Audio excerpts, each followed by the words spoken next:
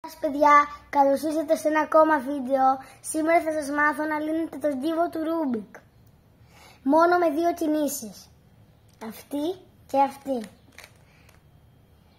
Όταν είναι λυμένος ο κύβος σας λοιπόν, θα κάνετε μόνο δύο κινήσεις για να λύσετε τον κύβο. Μία έτσι και μία έτσι.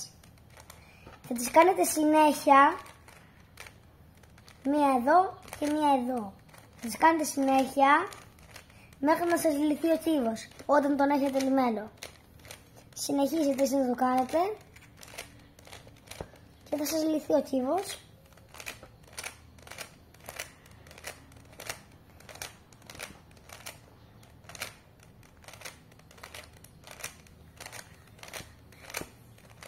Λίγη ώρα. Συνεχίζουμε.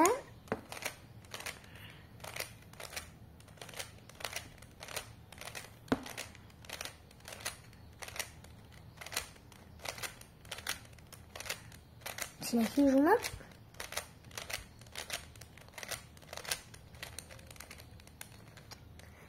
Και το αποτέλεσμα φαίνεται πολύ καλό. Λύθηκε ο κύβος. Το αποτέλεσμα φάνηκε πολύ καλό. Και θα σας πάρει λίγα δευτερόλεπτα από το χρόνο σας να λύσετε τον κύβο σας. Γεια σας παιδιά, τα λέμε στο επόμενο βίντεο.